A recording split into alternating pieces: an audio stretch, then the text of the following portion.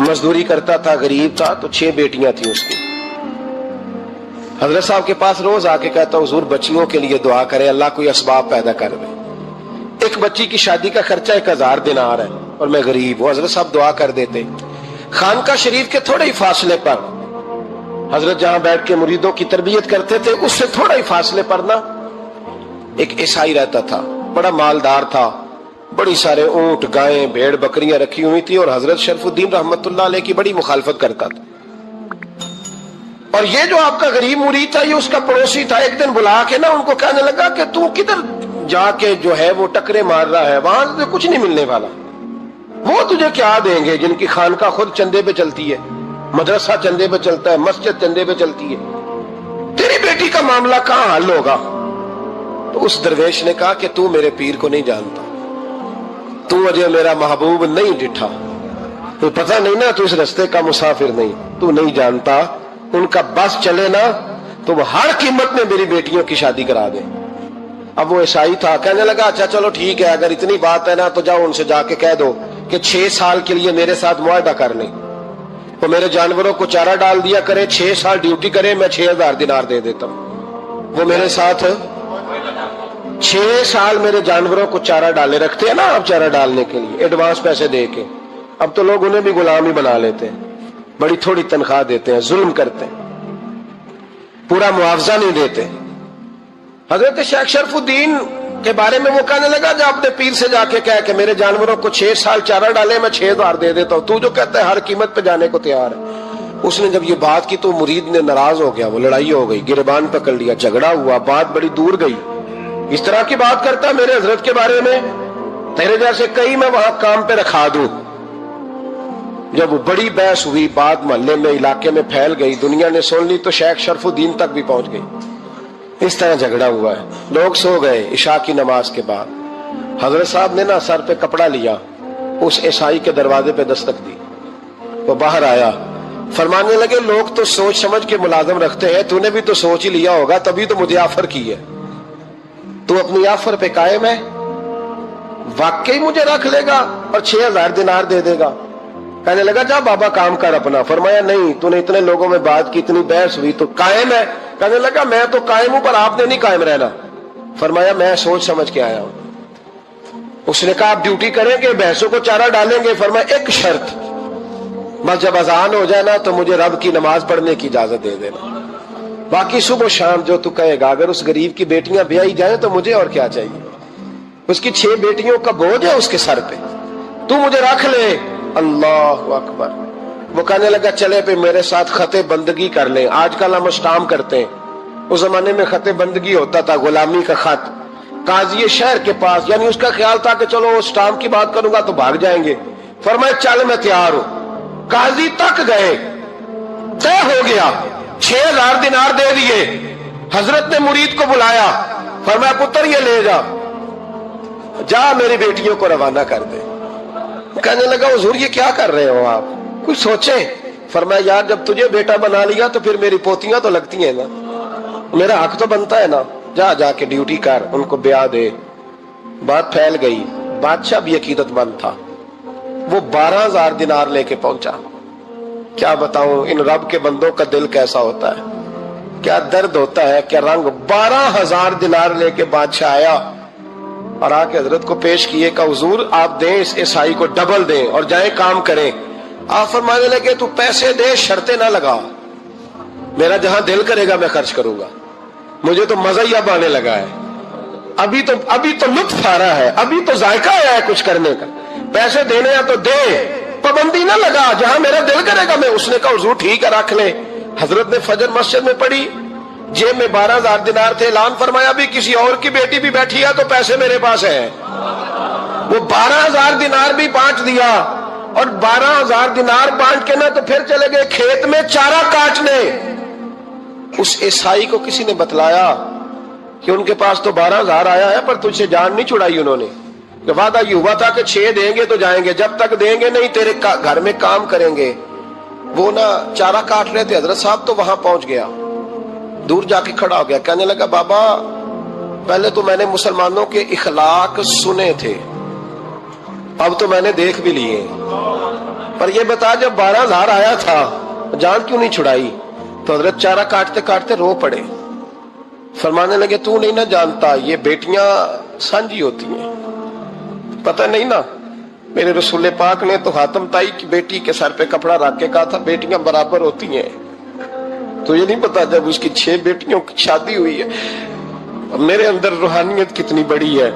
فرمایا پھر 12,000 آیا ہے تو 2-4 بچیاں پھر گئی ہیں، تجھے نہیں پتا میں اندر سے راضی کتنا ہوں، میں تیری نوکری کرتا رہوں گا، پتہ نہیں اللہ کتنی بیٹیوں کو بیاہ دے گا۔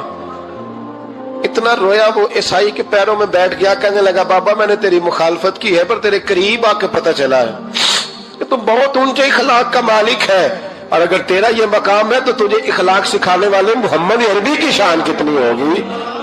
ظالم کی بولیے جاتے نہیں لوگ جھوٹے گواہ بن کے، وکیل صاحب کو نہیں پتا ہوتا کہ یہ بندہ مجرم ہے جو میرے پاس آیا، کیا مجرموں کے وکیل نہیں ہوتے؟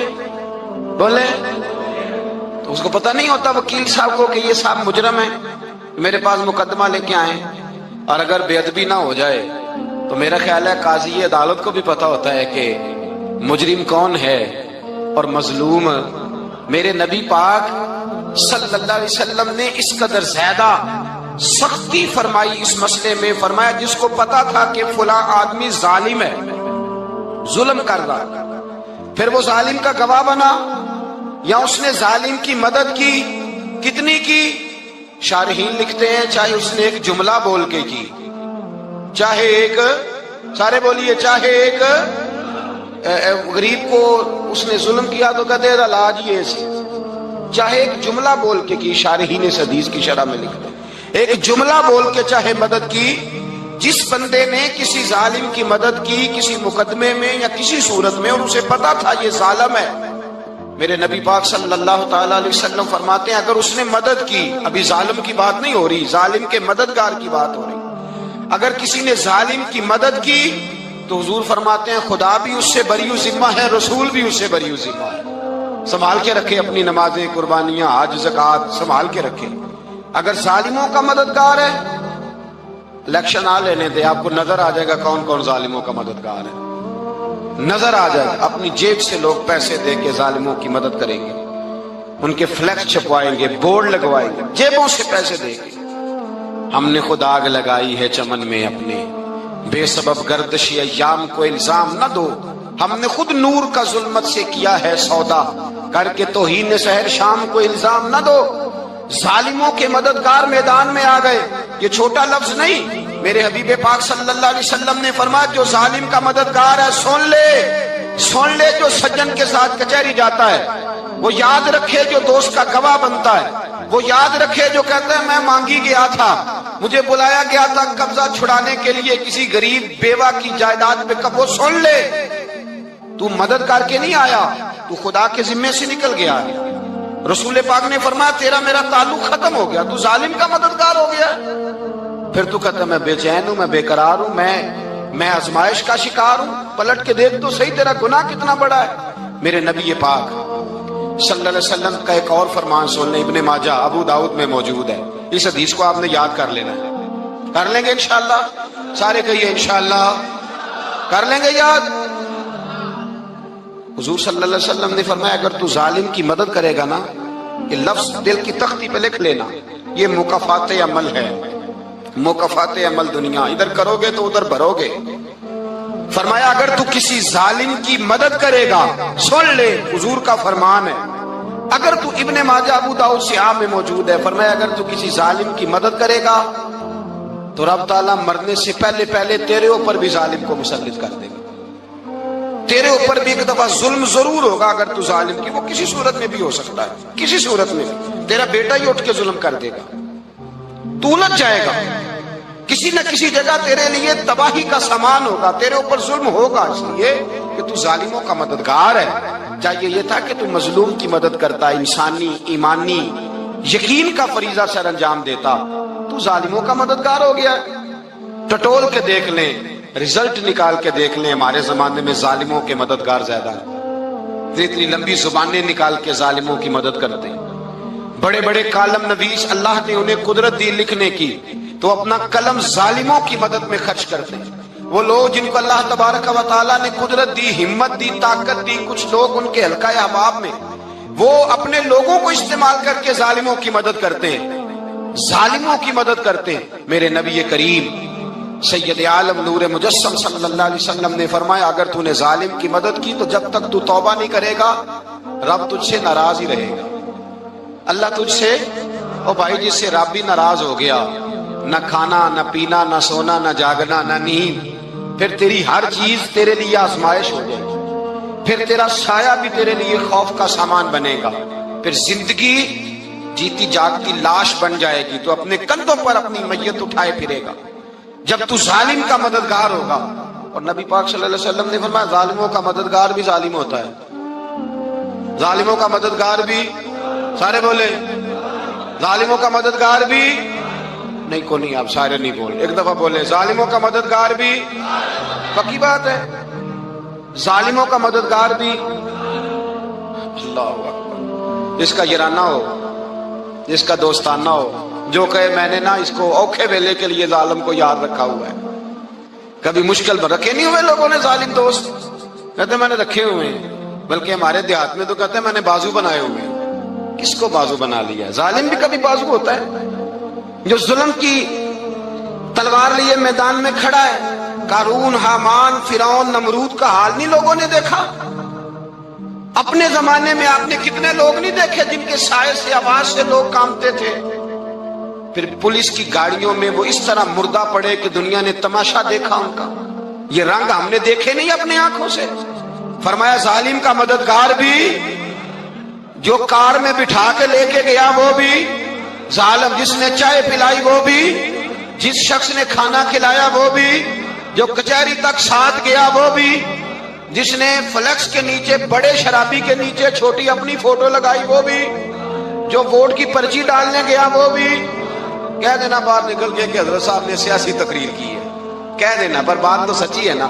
خو کرے ہم تو سے تھوڑا سا گلا بھی سن لے، خو کرے ہم تو سے تھوڑا سا بھی گلا۔ امام مالک کے پاس ایک بندہ آیا، اس نے کہا حضور میں درزی ہوں، ایک ظالم بادشاہ مجھ سے کپڑے سلواتا ہے، میں تو ظالموں کا مددگار نہیں نا۔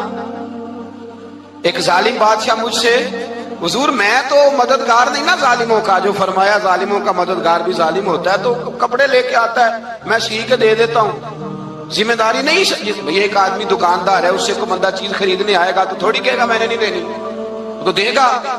کوئی بندہ اگر کسی شخص سے کوئی کام کہتا ہے جو اس کی فیلڈ ہے، اس کا شعبہ ہے، اس کا معاش کا وہ سلسلہ ہے، کہتے ہیں یا رسول اللہ صلی اللہ علیہ وسلم ظالموں کا مددگار بھی ظالم، حضور نے فرما دیا۔ تو امام مالک سے بندے نے مسئلہ پوچھا، دل کی تختی پہ لکھنے والی باتیں ہیں، کہا حضور میں درزی ہوں، ظالم کپڑے سلواتے ہیں، میں تو مددگار نہیں نا۔